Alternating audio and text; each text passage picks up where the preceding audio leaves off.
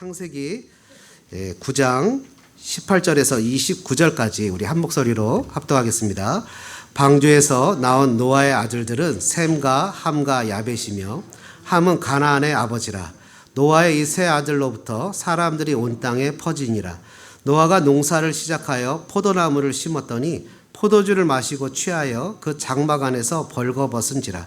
가나안의 아버지 함이 그의 아버지의 하체를 보고 밖으로 나가서 그의 두 형제에게 알림해 셈과 야벳이 옷을 가져다가 자기들의 어깨에 메고 뒷걸음쳐 들어가서 그들의 아버지의 하체를 덮었으며 그들의 얼굴을 돌이키고 그들의 아버지의 하체를 보지 아니하였더라.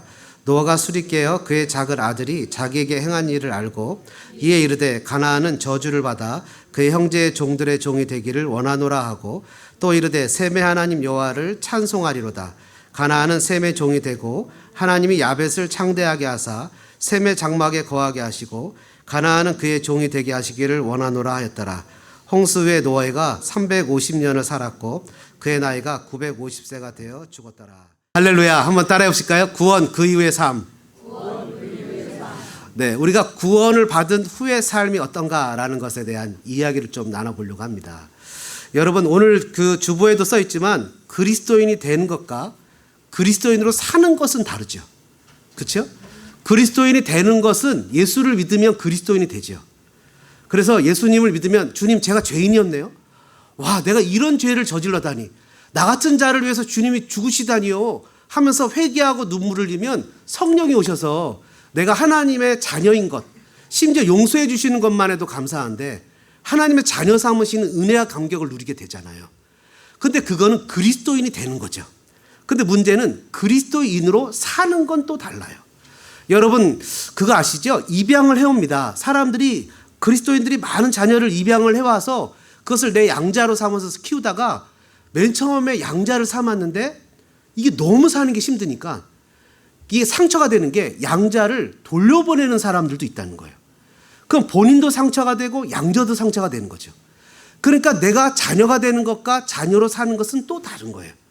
우리가 한국에서 살다가 미국에 와서 사니까 한국에서 살던 삶과 미국의 삶이 비록 미국에 와 있지만 한국 영화도 보고 한국 것도 봅니다. 저희 딸이 가끔 가다가 아빠는 미국 시민인데 왜 그렇게 한국 걸 보냐, 심지어 영어를 왜 안 쓰냐, 이렇게 얘기를 할 때가 있습니다. 그래서 순간 당황할 때가, 그럴 때는 제일 좋은 방법이 뭐죠? 무시하는 겁니다. 그 말이 내 말이 아닌 듯, 이렇게 뭐 그렇게 얘기를 하는데 우리가 그리스도인 되는 것과 그리스도인으로 사는 것은 다르죠. 여러분 우리가 그리스도인이 되었지만 아직까지 죄인이었을 때 살던 삶의 문화, 그렇죠?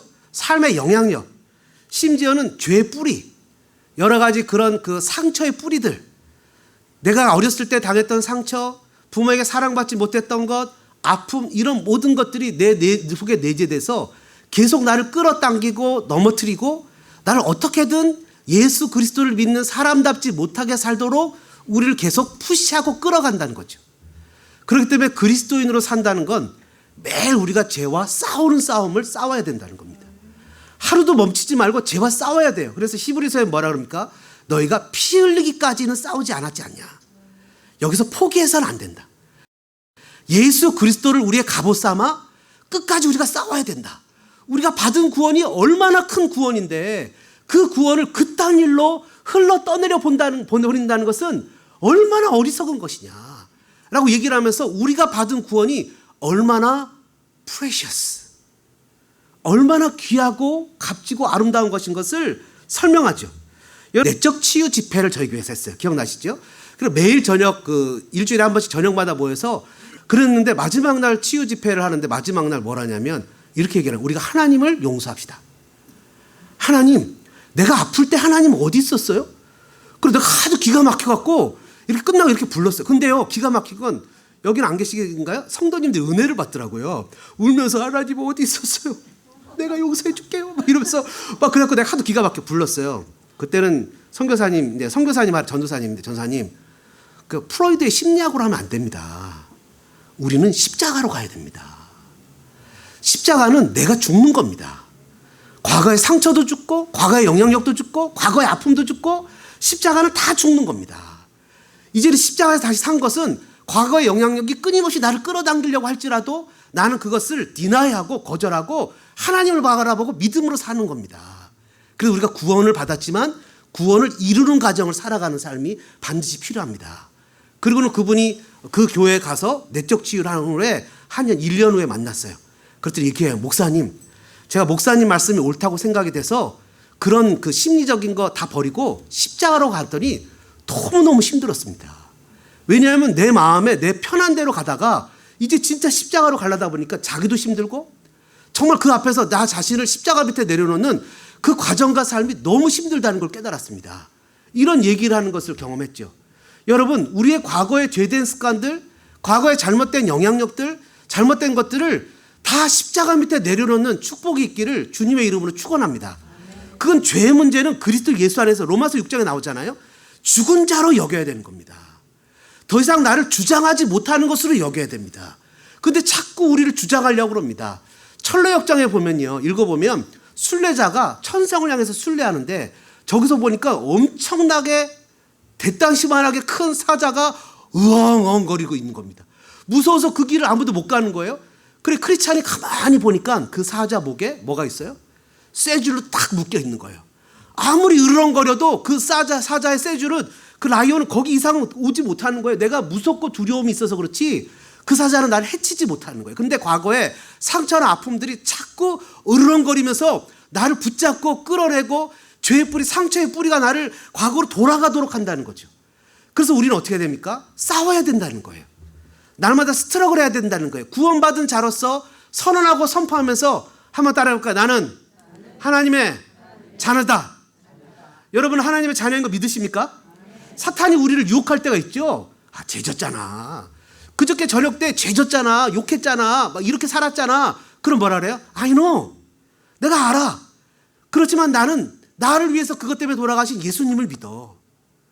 나는 연약하고 부족하지만 내가 예수님 때문에 다시 믿음의 길, 예배의 길로 나갈래 라고 믿음으로 일어설 수 있는 사람들이 돼야죠.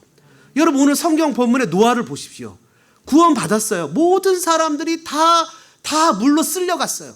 120년 동안 방주를 지으면서 베드로서에 보니까 의를 전파했다고 그랬어요. 심판이 옵니다. 하나님의 심판은 반드시 경고가 있다고 그랬죠. 제가 하나님의 심판은 반드시 경고가 선행됩니다. 이제 물심판이 올 겁니다. 비가 올 겁니다. 그 당시에 사람들이 비를 본 적이 없어요. 그러니 비가 왔다는 얘기를 무슨 말로 믿겠어요. 그러니까 이게 구원을 받는 것도 믿음으로 되는데 노아가 계속 전파했어요. 비가 옵니다. 홍수가 납니다. 이제 하나님 심판이 찾아올 겁니다. 방주로 들어가야 됩니다. 방주의 3분의 1이 텅텅 비었었대잖아요. 그래서 텅텅 비어서 갔대잖아요. 의를 전파했잖아요. 마지막에 노아가 마음이 아파서 둥둥 죽어가는 사람들 앞에서 구원해 줄까 봐 하나님의 방주의 문을 닫아버리시잖아요. 그렇죠? 방주의 문을 닫지 않습니까? 여러분 우리가 살면서 신앙생활할 때 그랬던 노아가 이제 하나님 앞에서 이 구원을 받고 노아 가족만 남았죠. 의인이고 당세의 완전한 자고 하나님의 은혜를 입었던 이 노아도 선줄로 생각했더니 넘어져 버리는 사건이 오늘 본문에 기록된다는 거예요. 그러니까 한번 따라해 볼까요? 선줄로 생각하면 넘어질까? 조심하자. 여러분 우리는요 현실만 보는 삶을 살아서는 안 되고 가장 중요한 게 믿음의 눈을 키워야 됩니다. 저와 여러분이 믿음의 눈을 키우시기를 주님의 이름으로 축복합니다. 믿음의 눈이라는 건요 놀라운 겁니다. 작년 추수감사절 이후에 올해 성탄절 지나고 신년까지 저희 아내가 제가 가쁜 줄 알고 우리 교회 싱글 사는 그 청년들이나 이런 사람들을 집에 초대하고 또 여러 가지 가난한 사람들을 찾아보고 우리 교회 성경언급을 했던 분들 앞에 막 선물도 하고 막 이런 일들을 만행을 저질렀습니다. 그 만행을 저지를 때 여러분 제 호주머니에서 돈이 뭐 얼마가 있겠습니까? 아시다시피 없는 살림인데 근데 여러분 믿음의 눈으로 바라본 아내를 제가 구박했습니다. 도대체 당신은 크레딧 카드를 어떻게 하려고 이렇게 하느냐. 그랬더니 하나님께서 기가 막히게 작년 추수감사절 이후 올 초까지 충분히 갖고도 남는 돈을 줬어요. 근데 누가 믿음이 없는 거예요? 제 아내가 믿음이 없는 거예요? 제가 믿음이 없는 거예요? 이렇게 하지 마세요. 왜 이렇게 하세요? 제가 믿음이 없는 거예요. 살다 보니까. 그러니까 삶의 현실은 요만큼밖에 안 되는 거예요. 12명의 정탐꾼을 가나안 땅에 보냈거든요. 그들 말이 다 맞아요. 그들은 자이언트고 우리는 메뚜기 같은 존재예요. 눈에 보이는 현실은 우리를 그냥 올가매요. 근데 믿음은 뭐죠? 하나님의 약속을 붙잡는 거예요. 믿음은 하나님의 약속을 가지고 나의 현실을 바라보는 거예요. 당장은 내가 이럴지라도, 당장은 제가 저럴지라도, 당장은 저 사람이 정말 형편이 없을지라도 믿음의 눈으로 바뀔 거라는 거예요. 그래서 여러분, 우리의 자녀가 우리의 살아가는 모습이 형편이 없을지라도 하나님 앞에, 하나님, 이 아이가, 이 성도가 반드시 회복하여 하나님 앞에 믿음으로 설 줄로 난 믿습니다. 이런 믿음의 눈이 열려야 되는 거예요. 그래서 바울이 에베소 교회를 향해서 뭐라고 기도했습니까? 믿음의 눈이 열리기를 간절히 기도했잖아요. 저와 여러분이 믿음의 눈이 열리는 축복이 있기를 주님의 이름으로 축원합니다. 여러분, 우리가 믿음으로 사는 거, 구원받은 후에 믿음으로 살 때는요, 여러분 우리가 다 살아봐서 알잖아요. 혼자 살기는 너무 힘들어요. 그죠? 내가 혼자 믿음으로 막 쫓아가기는 힘들어요. 그래서 뭐가 필요합니까? 공동체가 필요합니다. 함께하는 믿음의 공동체가 반드시 우리 앞에 있어야 되는 거예요. 그래서 그 공동체가 스크린을 해주는 거예요. 형제님, 제가 형제님의 얘기를 들어보니까 그거는 하나님이 형제님을, 이웃을 얼마나 사랑하는지 알게 하시려는 거예요. 자매님, 회사에서 그 자매님이 막 괴롭힌다고요? 어떡해요. 하나님께서 자매님이 자매님을 얼마나 사랑하는지를 보려고 하시는 거예요.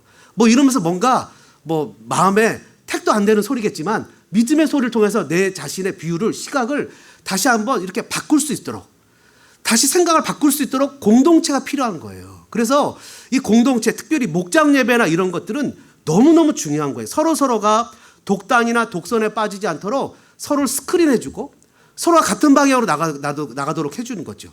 여러분, 부부끼리 스크린해주는 것도 필요하지만 부부끼리는 위험한 점이 있어요. 왜냐하면요, 초록은 동생이라고 그런 말 있잖아요. 그죠? 같이 똑같아요. 그래갖고 부부끼리 막 싸우다가도 남하고 싸우면 같이 가서 싸우잖아요. 철칙이 있습니다. 목사의 철칙이 부부 싸움엔 절대로 개입해서는 안 된대. 부부 싸움에 개입해갖고 괜히 코피 터지는 적이 한두 번이 아니에요. 왜냐하면 결국엔 다 자기들이 옳다고 얘기를 하거든요. 그래서 그런 경험을 너무 많이 했습니다. 그래서 부부 싸움 해갖고 연락 오면 실은 가슴이 철렁해요. 부부 싸움하고 나서는 한번 따라해보실까요? 부부 싸움 한 후에 목사에게 연락하지 않기. 누구한테 연락해야 될까요? 장로님한테 연락하기. 권사님들한테 연락하기. 왜냐면 인생의 경험이 많으시니까. 그 장로님이나 권사님들은 벌써 연세가 많으신데 뭐라고 얘기해 주겠어요? 내가 이 나이 되도록 참고 사니 너도 참고 살아라. 이럴 수도 있잖아요. 이러면서 살아가는 모습이 있어요. 그러니까 우리가 살면서 이런 것들은 교회 공동체가 우리를 스크린해 줍니다. 여러분, 우리가 신앙생활할 때 주일날 한 번 드리는 예배 갖고 이너프하지 않아요. 충분하지 않아요. 도전을 받을 수 있지만 깊어지거나 신앙이 성장하는 데는 어려움을 겪습니다. 여러분, 자녀들 중에 혹시 그런 자녀들 있습니까? 얘가 학교를 열심히 가요. 그리고 학원도 열심히 가요. 공부 진짜 열심히 하는데 신기하게 뭐가 안 올라가요? 성적이 안 올라가요. 그런 자녀들의 특징이 뭔지 아십니까? 배우기는 열심히 배우는데 혼자 풀어보는 시간이 없어요. 자기 혼자 문제를 놓고 스트럭을 하는 시간이 필요하다고요. 말씀도 열심히 듣고 열심히 주일날 와서 예배도 하고 찬양도 뜨겁게 하지만 그 말씀을 내가 붙잡고 정말 그러한가? 이것이 생명의 말씀인가? 우리 목사님이 제대로 말씀을 전했는가? 라고 그것을 고민하고 생각하고 하나님 앞에 기도하고 내 스스로가 큐티하는 그런 시간이 없이는 내 신앙이 성장하지 않아요. 기적을 경험하지 못한다고요. 그렇기 때문에 절대적으로 필요한 시간이 큐티고 기도의 시간이고 말씀을 보는 시간이에요. 그래서 수요 예배에 나와야 되고 가끔 가다가 너무 힘들면 하나님 이번 일주일간은 제가 새벽기도 나오겠습니다. 새벽기도 나와서 기도를 제목을 놓고 기도를 하고 아침 금식 기도도 해보기도 하고 이러면서 뭔가 하나님 앞에서 내가 스트럭을 하는 시간이 필요하다고요. 그랬을 때 하나님의 뜻에 깨닫기도 하고 하나님 앞에 과감하게 한 발 내딛기도 하고 살아가는 모습이 필요한데 여러분 우리가 살아가는 한국 사람들의 새벽 기도를 하잖아요. 평균 하루 기도 시간이 20분 정도래요.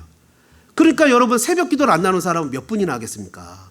또 성경을 읽는 시간은 일주일에 48분 정도밖에 안 된대요.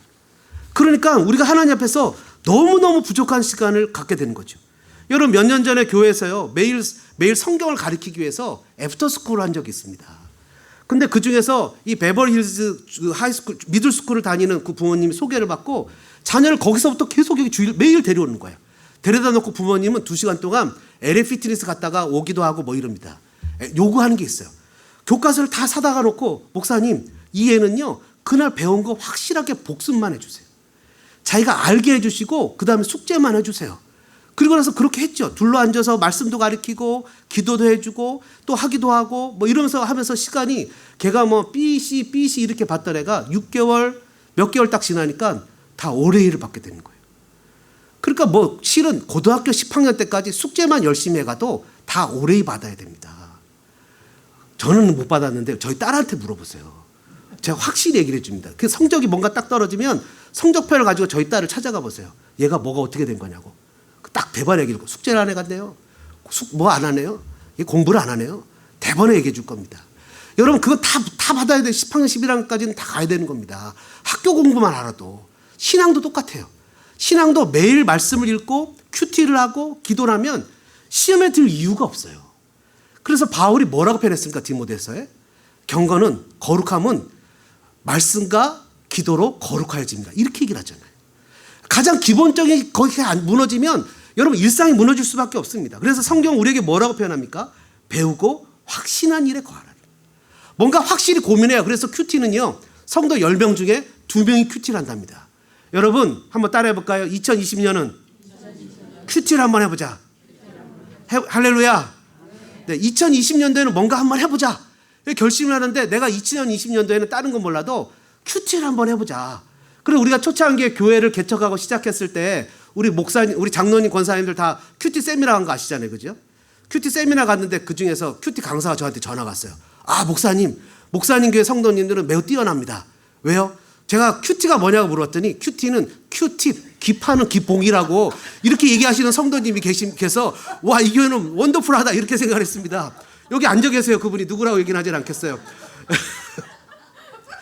그분이 장로님까지 되셨어요. 그래서 그 일부러 우스갯소리를 하신 거죠. 다 아시면서 뭐 그렇게 얘기를 했어요. 큐티는 큐팁입니다.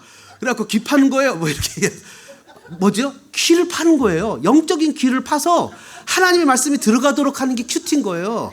얼마나 기가 막힌 은혜입니까?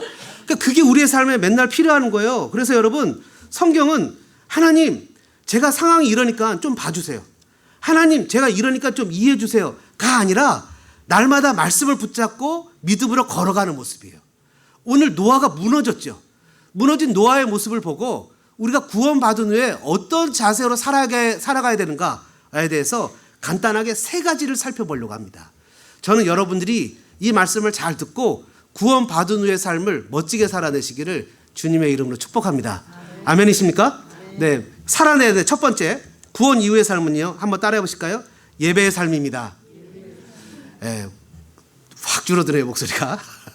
다시 따라해보죠. 예배자의 삶입니다. 여러분 오늘 본문은 아니지만 8장 19절 20절에 보니까 노아가 홍수에 이렇게 기록됩니다. 땅 위의 동물 곧 모든 짐승과 모든 기는 것과 모든 새도 그 종류대로 방주에서 나왔더라. 방주에서 다 나온 다음에 노아가 제일 먼저 했던 게 있어요. 뭐죠? 20절에 이렇게 써 있어요. 노아가 여호와께 제단을 쌓고 이렇게 표현합니다. 한번 따라해 볼까요? 여호와께 제단을 쌓고. 여호와께 제단을 쌓다라는 것이 무슨 의미입니까? 여러분 여호와께 제단을 쌓다라는 것은 내 삶의 프레임이 내가 살아가는 삶의 여러 가지 삶의 우선순위들 있잖아요. 살아가는 월요일부터 먼데이까지는 뭐 월요일부터 금요일까지는 어떻게 살고 시간표로 스케줄은 어떻게 하고 뭐 이런 것들 가운데 노아가 구원받은 후에 처음 제단을 쌓았다는 것은 나의 삶의 프레임이 하나님께 예배하는 것이다 이렇게 선언하는 것이라는 거예요. 여러분 엘리야가 갈멜산에 올라갔을 때 그 바알의 우상 숭배자들과 싸웠죠. 그때 엘리야가 제일 먼저 했던 게 뭐죠? 무너진 이스라엘의 제단을 수축하는 일이었습니다. 무너진 이스라엘의 제단을 수축한다는 건 뭡니까? 여호와 유일신 신앙, 하나님 제일 신앙이 무너졌다는 거예요. 하나님 앞에 예배하는 신앙이 무너졌다는 거예요. 하나님을 예배하고 하나님 중심으로 살아갔던 삶의 모든 근간이 무너졌다는 거예요. 그래서 하나님 앞에서 제단을 쌓는다는 건 내 삶의 모든 삶의 프레임, 모든 시간표, 모든 스케줄이 정중심에 하나님을 예배하는 것을 두겠다는 거예요. 다시 얘기하면 하나님 내가 이것 때문에 아픈데요. 저것 때문에 아픈데요. 이 일이 이렇게 가야 되는데요. 이런 삶의 모습이 아니라 그 모든 것들은 다 뒤로 놓고 하나님 앞에 모든 삶이 예배하는 삶에 중심을 둔다는 거예요. 바울은 이것을 무엇이라고 표현합니까? 예수 그리스도를 아는 모든 고상한 지식을 생각해 보니까 다른 모든 것들은 그것에 컴페어해 보니까 배설물 수준밖에 안 된다는 거예요. 제일 최고의 프라이어리티는 뭐라고요? 예수님을 아는 것이라고요. 하나님을 예배하는 것이라고요. 여러분 얼마 전에 장례식을 했는데 그 장례식에서 하와이에서 오신 30년 동안 하와이에서만 살다가 30년 동안 거기 살다 보니 장례식에서 30년 만에 본 친척도 있다는 거예요. 그러면서 그분이 목사님 제가 너무했죠. 근데 저는요 옛날에 목사님한테 배우기도 했고 그걸 모르고 살면 항상 교회 옆에 살으라고 그걸 배워서 저는 교회 옆에 30년간 교회를 섬기고 살아가고 있어요. 30년간 한 군데 교회. 우리 여기 권사님도 40년 우리 그 이경진 집사님 어머니 권사님도 40년간 한 군데 교회를 섬기셨다는. 제 아내가 그 얘기를 듣고 와가지고는 깜짝 놀라면서 와 어떻게 그럴 수가 있지? 40년간을 한 군데 교회를 섬겨? 이 LA 교회 교인들한테는 진짜 그 구석기 시대의 얘기나 똑같은 얘기예요. 여기는 3년이면 한 번씩 교회를 옮기는데 실은 3년에 한 번씩 교회를 옮겨야 우리 교회도 오죠. 교회를 안 옮기면 우리 교회 오겠어요? 그러나 옛날에 제가 한국에서 신앙생활할 때요 얘기했죠. 20년을 주일학교 교사를 해서 상을 주는 걸 봤다니까요. 여러분 주일학교 교사를 20년을 했어요. 1년 하고 목사님 나 너무 힘들어서 1년 하고 못 하겠는데요. 뭐 2년 하고 3년 했으면 많이 했잖아. 이제 바꿔 20년. 우리 권사님 40년을 섬겼다니까요. 같은 교회를 40년 섬기면서 권사님 한번 여쭤볼게요. 권사님 혹시 목사님한테 섭섭한 거 없었습니까? 대답을 못 하시는 거예요. 이게 녹화가 되니까. 예? 섭섭한 거 없었겠어요? 삶에서 마음에 갈등이 없었겠어요? 수없이 많았겠지만 그 가운데 하나님 앞에서 하나님 중심으로 하나님은 아시겠지라는 마음으로 살아가는 모습. 그게 구원받은 사람의 첫 번째 취해야 될 태도라는 거예요. 그래서 그가 어떻게 예배를 했습니까? 20절에 보니까 모든 정결한 짐승과 모든 정결한 새 중에서 제물을 취했대요. 그냥 하나님 앞에서 아무거나 가지고 아무거나 드리고 아무거나 쫓아가는 것이 아니라 하나님 앞에서 나의 일주일의 삶에 가장 귀한 것들을 드리는 거죠. 가장 아름다운 것들을 하나님 앞에 올려드리는 거죠. 여러분 한국교회가 왜 무너졌습니까? 한국교회가 평양에서요 신사참배를 가결했어요. 그래갖고 신사참배를 가결해서 모든 예배 시간에 주님 앞에 예배합시다. 시간이 땡땡 종치면 모든 목사님들이 일본을 향해서 모든 교회들 같이 그 신사를 향해서 절을 하고 그 다음에 예배를 드렸어요. 심지어 목사님들은 저 마산 우리 권사님 고향이 마산 앞바다에 가서 세례를 다시 받았어요. 일본 천황의 이름으로. 여러분 이러니 한국교회가 한국이란 나라가 반동하기가 났죠. 북한이 저렇게 되고 남한이 이렇게 되고 온갖 이념과 상처 속에서 아픔을 겪게 되죠. 여러분 정결하지 못한 삶을 통해서 하나님 앞에서 나아가니 무엇을 얻을 수 있겠습니까? 여러분 하나님 앞에서 무너진 제단 예배자들을 쌓는 것도 중요하지만 더불어서 우리가 정결한 제물을 드렸다는 거예요. 고르고 뭐라고 써있습니까? 모든 정결한 짐승 모든 정결한 새 중에서 또 고르고 또 골라서 제물을 취했다는 거예요. 이것이 바로 주님을 향한 우리의 마음이 돼야 된다는 거예요. 그냥 마지못해서 억지로 그냥 한번 때우듯이 일주일에 한번 예배를 나와서 주님 앞에 예배를 드리는 것이 아니라 정말 하나님 앞에서 귀하고 아름다운 마음 드리고 싶은 마음으로 설레이는 마음으로 주님 앞에 예배를 드려야 된다는 거예요. 한번 따라해 보실까요? 설레이는 마음으로 주님 앞에 정결한 제물을 드려야 합니다. 세 번째 원칙은 뭐였죠? 그것을 20절에 보니까 번제로 제물을 드렸다는 거예요. 번제로. 번제는 뭔지 아시죠? 여러분 다 태워서 드리는 겁니다. 남김없이 내 생각이나 내 의지나 내 생각을 조금 더 포함시키는 것이 아니라 속죄제물 드리는 것처럼 다 드리는 거예요. 막 가리잖아요. 하나님 내가 요거 해결되면 요거 할게요. 하나님 내가 이것만 해결되면 저거 할게요. 자기도 알고 하나님도 알아요. 그게 기만인 걸. 하나님과의 약속 가운데 정말 하나님과 나 사이 관계인데 하나님 나 하나님 믿어요. 내가 하나님 믿으니까 한 발 담그고 믿음으로 나갈게요. 옛날에요 제가 한국에서 전도사 생활할 때 아이들 데리고 캠프 가자 그러면 그 아이들 중에 어떤 애들은 목사님 나 전도사님 나 못 가요. 나 우리 아버지한테 맞아요. 이런 애들 있고 어떤 애들은 저 아버지가 못 가게 하는데 전사님 저희 집에 같이 가서 얘기 좀 해주세요. 하고 마음에 딱 결심을 한 애들은 무조건 갑니다. 근데 마음에 결심을 못한 애고 어떻게 할까 하고 상황을 본 애들은 결국 상황에 따라갈 수밖에 없습니다. 하나님 앞에서 마음을 딱 번제를 드리고 하나님 다 전부 하나님 거예요. 전부 주님 거예요. 전부 주님이 나의 인생의 주인이에요 라고 고백하고 나가게 될 때는 하나님 책임져 주십니다.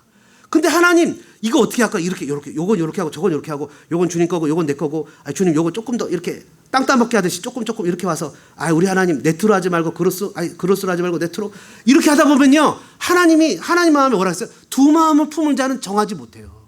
서지 못해요. 하나님과 다른 것을 겸하여 섬기지 못해요. 여러분 우리가 그런 삶을 살아서야 되겠습니까? 이왕 하나님 믿는 거 번제로 드려야 되지 않겠습니까?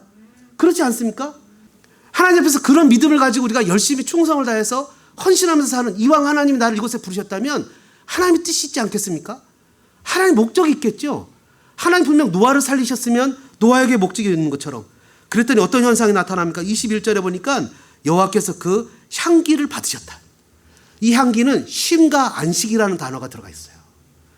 향기, 여러분 주님 앞에 드려지는 아름다운 예배, 아름다운 정결, 아름다운 번제는 하나님 우리 마음에 향기를 받으시는 것과 똑같은 거예요.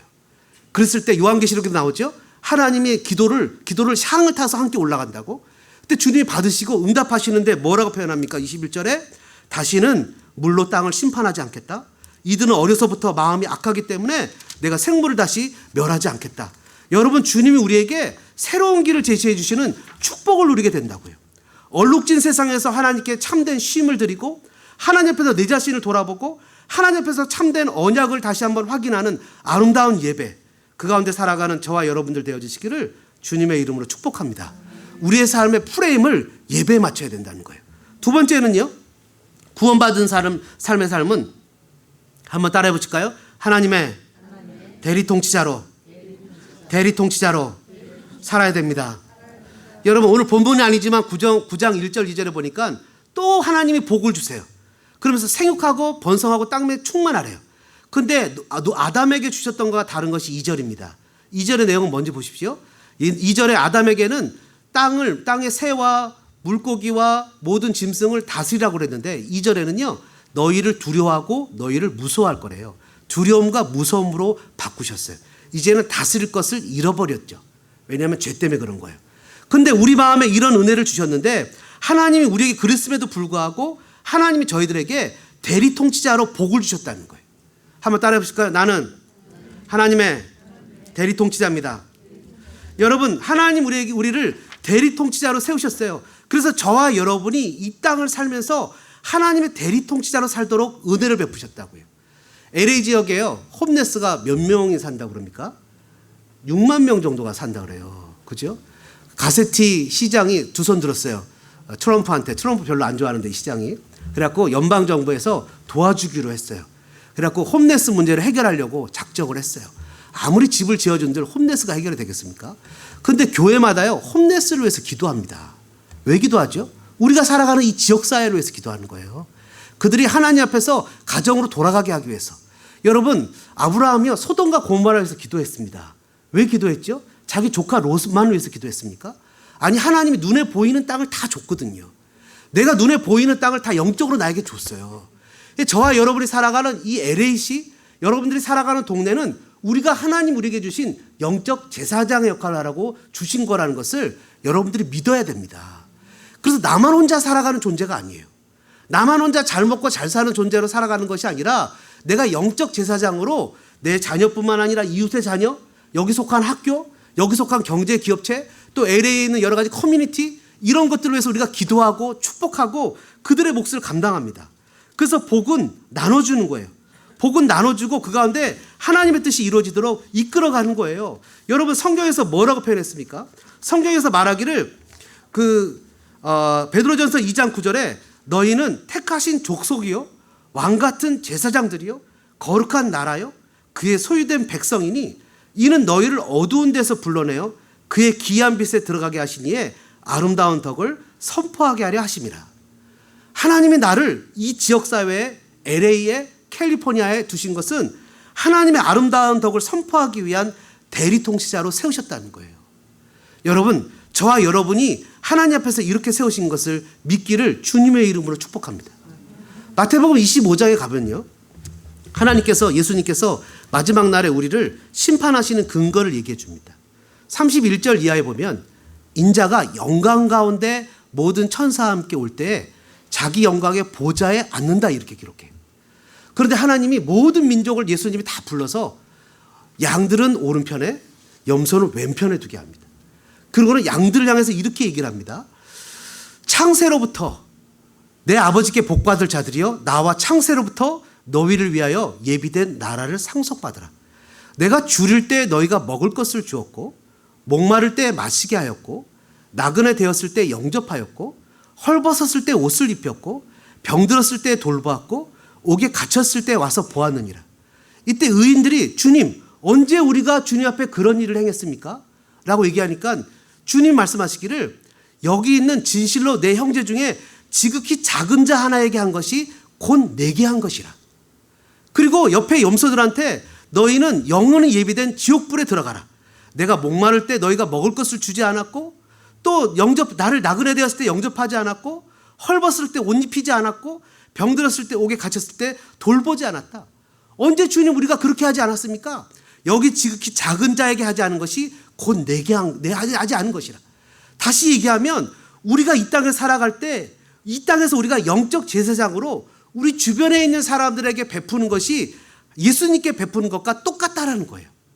그러니까 우리는 생각하기에 그냥 내가 예수를 잘 믿고 나만 잘 믿으면 되지 라고 생각하면서 내 교회, 내 가정, 나 중심으로 살아가지만, 주님은 그것이 아니라 그 울타리를 뛰어넘어 우리 주변에 소외된 사람, 우리 주변에 아픈 사람, 내가 무엇인가를 도와줘도 나에게 다시 보상해 주지 못할 사람, 그리고 사랑받을 만한 자격이 전혀 없는 사람, 믿고 얄밉고 속상하지만 그런 사람들에게 사랑을 베푸는 것이 실제 주님께 베푸는 것이고, 우리가 감당해야 될 몫이 그런 것이라고 얘기를 한다는 거예요. 근데 여러분, 이 시대를 살아가는 저와 여러분들의 삶의 모습은 어떻습니까? 많은 경우 그런 얘기를 하는 거예요. 나도 서지 못했는데, 내 앞가림도 하지 못하는데 내가 누구를 도와줄 수 있겠냐고 얘기를 합니다. 그런데 여러분, 성경은 뭐라고 표현하냐면, 네 앞가림을 하지 못할 때 남을 도와주는 게 진짜 도와주는 거라는 거예요. 그게 영적 제사장의 역할이에요. 그게 우리가 감당해야 될 몫이에요. 여러분, 소망교회가 12년을 넘도록 지금까지 이끌어왔던 가장 중요한, 교회를 지탱하고 유지할 수 있었던 가장 중요한 비법과 원칙 중에 하나는 뭐냐 하면, 내 것이 다 주님 것이기에 주님을 위해서 교회가 헌신하고 섬기고 아낌없이 다 주고 나갈 때, 그래서 세상 사람들이 도대체 이 사랑은 뭐지? 도대체 나한테 이런 사랑을 베푸는 이유는 뭐지? 어떻게 이런 사랑을 베풀 수 있지? 라고 얘기를 할 때, 그 얘기가 나올 때 그것이 진정한 사랑이라는 것이 우리의 삶의 동기였고 모티브였다는 거예요. 그러니까 여러분, 우리가 하나님 앞에서 정말 구별된 사람, 우리가 이 땅에서 택하신 족속이고 왕 같은 사람이라는 것을 우리가 믿고 깨닫고 그렇게 살아가야 된다는 거예요.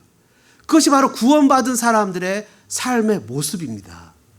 그래서 우리는 인색함이 있어서는 안 돼요. 남들에게 무엇을 하나 얻어먹으면 둘을 줄 줄 알아야 돼요. 내가 없어도 줄 줄 알아야 돼요. 남들이 나에게 무엇인가 하나를 주면 둘을 줄 줄 알아야 돼요. 여러분, 하나님 우리에게 뭐라고 표현하십니까? 내가 갚아줄게. 내가 채워줄게. 내가 베풀어줄게. 내가 모든 것을 책임져 줄게.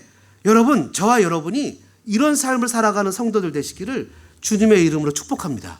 한번 따라해 볼까요? 나는 영적 제사장이다. 나는 가정의 제사장이다.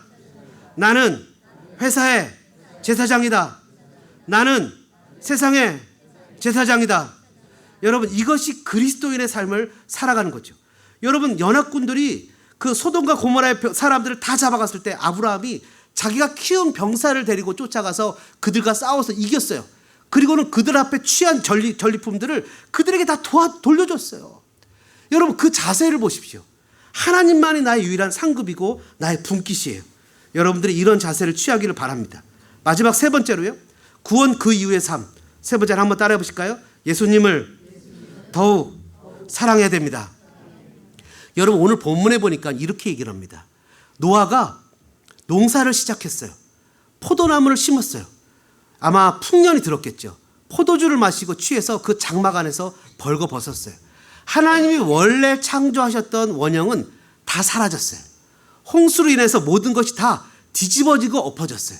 지금 우리가 가끔 여행을 가서 보는 것도 너무 아름답다고 표현하지만, 원래 하나님이 만드셨던 건 얼마나 아름다웠겠습니까? 너무너무 아름다웠겠죠. 근데 그런 것들이 다 뒤집어지고 다 없어졌어요. 그때 노아가 그 안타까움에 그랬는지 하여튼 술을 먹고 취했어요. 이건 하나님 앞에 범죄죠. 왜냐하면 술은 쳐다보지도 말라고 기록하잖아요, 성경에. 술은 먹으면 안 됩니다, 여러분. 세상의 모든 범죄가 대부분 다 술에서 시작합니다. 그래서 뭐라고 세상 사람들이 유대인의 격언 중에 뭐라고 표현합니까? 사단이 우리에게 술을 선물했다, 이렇게 표현해요. 유대인의 격언 중에. 그러니까 술은 안 되는 겁니다. 여러분들이 옛날에는요, 약이 없어서 포도주를 가끔 약으로 쓰기도 했습니다. 근데 여러분들이 하나님 앞에서 맑은 정신으로 살아가기를 주님의 이름으로 축복합니다. 그래서 술은 안 되는데 술을 먹었어요. 취해서 장막 안에서 벌거 벗었어요. 여러분, 에베소서 5장에 나오는 것처럼 술 취하면 방탕함이 나옵니다. 타락함이 나온다고요. 포도주를 마시고 취해서 장막 안에서 벌거 벗었어요. 근데 문제는 이 사건 결국 술 취하면서부터 시작이 되는데 22절에 보니까 가나안의 아버지 함은 아시는 대로 노아의 셋째 아들이죠. 그의 아버지의 하체를 봤어요. 보면 어떻게 해야 되죠?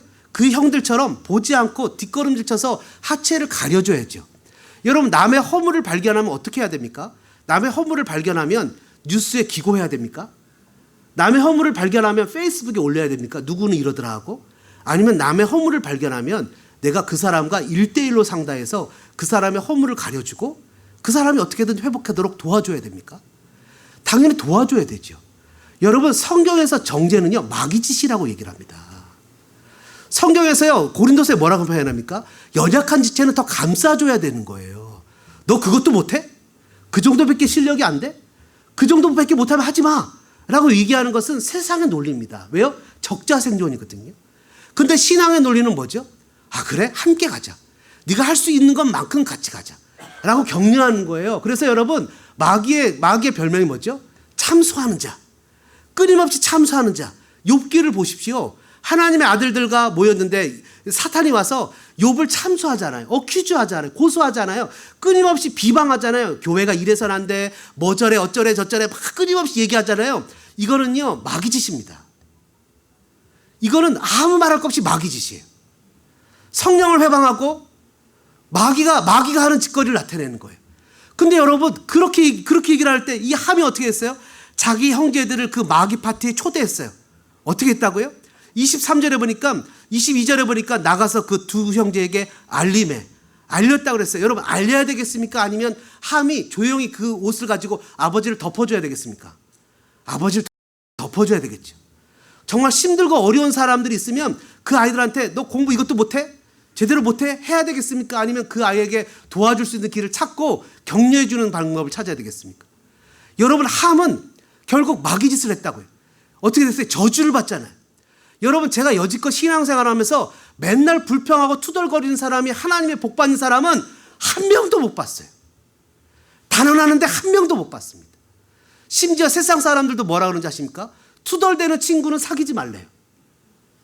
투덜대는 친구들은 사귀지 말래요. 그런 친구들은 복을 못 받아요. 어떤 친구를 사귈래요? 뭔가 어렵고 힘든 일이 있어도 긍정적으로 생각하는 친구를 사귀래요. 여러분, 저는 여러분들이 그런 사람 되시기를 주님의 이름으로 축복합니다. 끊임없이 투덜대고 끊임없이 원망하는 거 제가 얘기했죠. 아름답게 전복죽을 다 끓여놓고 그 전복죽을 먹어야 되는데 거기에다 모래 뿌리는 거와 똑같다는 거예요. 불평, 원망, 하나님은 가장 싫어하시는 거죠. 절대로 복을 받을 수 없습니다. 어떻게 했어요? 두 형제들은 어떻게 했습니까? 그것을 가리고 뒤로 가서 아버지의 하체를 덮었어요. 하체를 덮어줬다고요.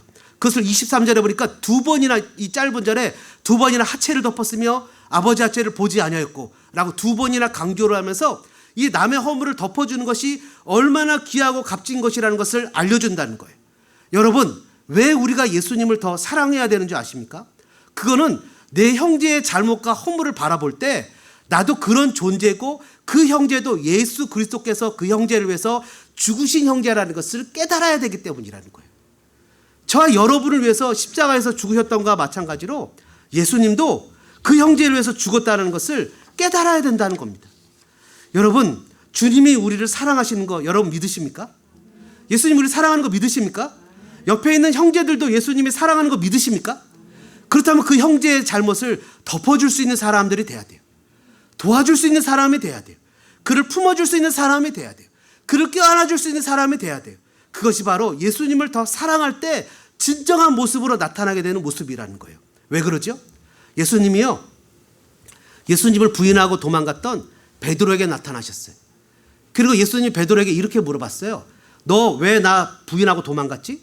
너 왜 나에 대해서 믿음을 굳건히 갖지 못했지? 이렇게 물어보지 않았어요. 주님 뭐라고 물어봤죠? 베드로야, 네가 나를 사랑하느냐? 네가 나를 사랑하느냐? 근데 베드로가 뭐라 그랬어요? 주님이 아십니다. 내가 주님을 사랑하는 거 주님이 아십니다. 그때 베드로가 예수님이 뭐라 그랬어요? 그러면 앞으로 예배해라, 찬양해라, 새벽 기도해라 이렇게 얘기하지 않고 뭐라 그랬어요? 내 양을 먹여라. 다시 얘기하면 주님을 사랑하면 옆에 있는 형제를 돌볼 수밖에 없다는 거예요. 주님을 사랑하면 옆에 있는 사람에게 소외된 사람을 사랑할 수밖에 없다는 거예요. 내가 그 사람에게 대한 섬김, 헌신, 내가 그 사람에 대해서 이렇게 베풀어주는 사랑을 통해서 그 사람은 예수를 먹는 놀라운 축복이 나타난다는 거예요. 사랑하는 믿음의 성도 여러분, 2020년 우리가 두 번째 주를 보내고 있는데 구원받은 성도로서 여러분의 삶은 어떠십니까? 과거와 다른 삶을 살아야 되지 않겠습니까? 우리가 주님 앞에서 예배의 프레임을 갖고 또 우리가 정말 이 세상의 영적 그 제사장으로서 주님을 더 사랑하면서 살아갈 수 있는 그런 아름다운 복된 성도들 되어주시기를 주님의 이름으로 축복합니다. 말씀 생각하시면서 이 시간에 우리 2, 3분 정도 기도하는 시간을 갖겠습니다. 주님, 저에게 예배 프레임이 세워지길 원합니다. 내가 살아가는 삶의 모습 속에서 하나님 예배, 주님을 예배하고 주님을 사랑하고 주님을 예배하는 모습이 정말 중심에 서는 것이 되기를 원합니다. 영적 제사장으로 살길 원합니다. 가정에서, 직장에서, 사회에서 하나님 주님을 드러내는 삶이 되어지길 원합니다. 주님을 더 사랑하기를 원합니다. 그 사랑으로 이웃을 섬기는 사람이 되길 원합니다. 말씀 생각하시면서 우리 2, 3분 정도 같이 기도하겠습니다. 사랑의 아버지 하나님, 은혜와 사랑에 감사합니다. 저희들 하나님 구원받은 자로서 날마다 과거의 죄된 습관과 싸우며 스트러글하며 하나님 아버지 죄의 뿌리와 하나님 겨루며 싸워가는 믿음의 사람이 되어지길 원합니다. 신앙하고 예배하며 살아갈 때 정말 하나님의 은혜 가운데 믿음으로 살아가는 신앙의 사람이 되어지길 원합니다. 하나님, 저의 마음에 하나님의 은혜가 있기를 원합니다. 주님, 저의 마음에 하나님의 사랑이 있기를 원합니다. 정말 저를 구원해 주신 그 주님의 사랑에 감격해서 예수님이 하나님 앞에 예배하는 것이 나의 중심에 있는 사람이 되어지길 원합니다. 그래서 하나님, 나의 삶의 프레임을 제단을 쌓는 일을 갖기를 원합니다. 삶의 프레임을 정돈하기를 원합니다. 아침에 일찍 일어나 하나님 앞에 예배로 시작하기를 원합니다. 묵상하고 큐티하고 말씀을 보고 일주일에 한 번 수요일은 주님 전에 나와서 예배하고 말씀을 나누고 또 큐티하고 또 하나님 목장 예배를 통해서 서로를 격려하고 내 잘못을 되돌아보고 또 주일 예배를 통해서 하나님 앞에 온전히 헌신하고 번제로 드려지는 정결한 예배가 되어지길 원합니다. 주님, 나의 삶에서, 가정에서, 직장에서 또 살아가는 삶의 모습에서 우리 학생들은 학교에서 정말 영적 제사장의 사명을 감당하며 살아가는 삶의 모습이 되어지길 원합나니 주님 도와주시고 은혜를 베풀어 주옵소서. 이 LA를 품기를 원합니다. 하박국 선지자처럼 막루에 올라가 이 지역의 죄악, 아버지 홈레스, 한인타운의 경제생활, 살아가는 모습, 가정의 어려움, 형편과 처지를 가슴에 품고 하나님 앞에 기도하며 주님 앞에 믿음으로 나가는 우리가 영적 제사장의 역할, 영적 선지자, 영적 파수꾼의 역할을 감당하기를 원합니다. 또 주님을 더 사랑하기를 원합니다. 주님을 더 많이 사랑하는 그런 삶을 살아가기를 원합니다. 구원받은 후에 노아처럼 순간 잠시 마음을 놔버렸다가 그냥 타락하고 범죄해서 자녀들이 안타까운 저주를 받게 되는 아버지 그런 삶의 모습이 아니라 저희들 말씀과 기도로 주님을 더 사랑하는 마음으로 우리의 삶에 복된 삶을 살아가는 믿음의 모습으로 살아가기를 원합니다. 주님 도와주시고 은혜를 베풀어 주시고 역사해 주시옵소서. 하나님, 예배자로 대리통치자로 주님을 사랑하는 삶으로 아버지 하나님, 주님 저희들에게 주어진 길을 걸어가는 믿음의 모습이 되어질 원합나니 은혜 위에 은혜를 더하여 주옵소서.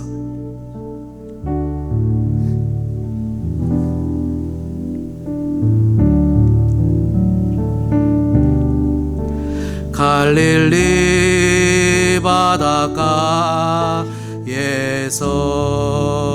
바닷가에서 주님은 시몬에게 물으셨네. 사랑하는 시몬아, 넌 날 사랑하느냐?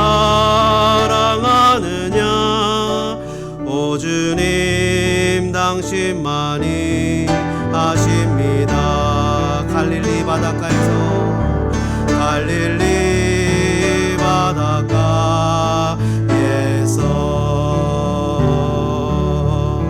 주님은 시몬에게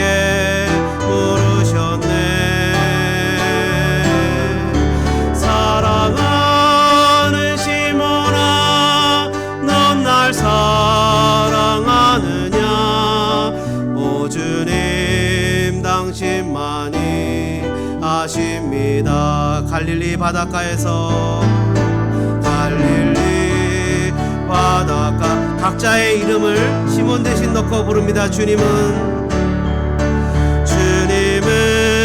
요셉에게 물으셨네. 자기 이름을 넣고 사랑하는 요셉아, 넌 날 사랑하느냐.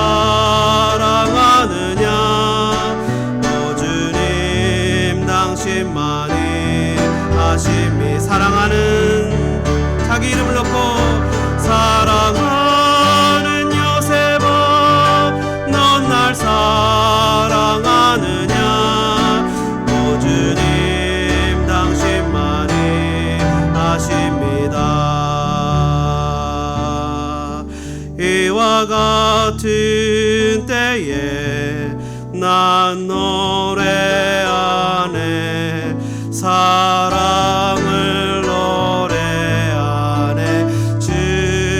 주님께 이와 같은 때에 손 높이 드네. 손 높이 드네. 주님께 주님 사랑해요.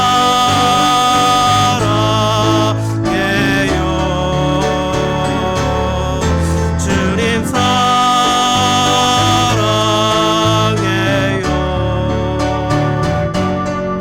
주님 사랑해요.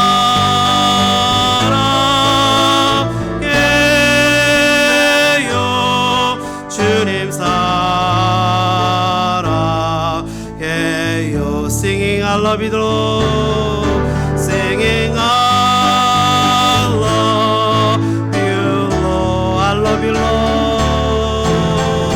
I love you Lord.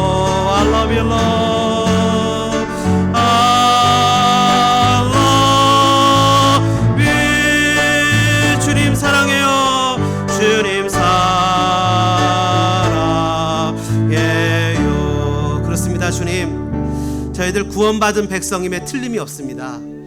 그렇지만 자꾸 과거에 죄됐던 습관들, 그리고 과거에 죄된 아픔들, 죄의 뿌리들, 상처의 뿌리들이 자꾸 우리를 끌어내립니다. 그래서 우리의 입에 거짓말을 만들어내고 불평과 투정을 만들어냅니다. 주님 회개합니다. 이제 하나님 로마서 6장에 나오는 대로 죽은 자로 여겨야 됩니다. 하나님 주님 안에서 새 것이 되었은 뉴 크리에이션, 새 피조물이 되었습니다. 한국에서 살던, 예수 믿기 전에 살던 과거의 죄된 습관들은 내가 이 시간에 예수 그리스도의 이름으로 명하노니 떠나갈지어다. 그래서 하나님 우리들의 삶이 새로운 피조물로 주님을 찬양하고 예배하고 형제의 허물을 쑥덕거리며 그들을 하나님 아버지 투덜대고 불평하는 사람이 아니라 그의 허물을 덮어주고 예수님을 사랑하는 마음으로 그를 품어낼 수 있는 영적 제사장으로서 이 땅을 살아가기를 원합니다. 그래서 사랑받지 못할 자, 용서받지 못할 자, 함께 품어주지 못할 자를 품어낼 수 있는 믿음의 사람이 되어지기를 원합니다. 그래서 하나님, 저희들 하나님 앞에 예배하는 삶, 경배하는 삶, 주님을 최고로 모시며 사랑하는 삶을 살아가는 믿음의 모습이 되어지기를 원합니다. 주님 우리를 도와주시고 은혜를 덧입혀 주옵소서.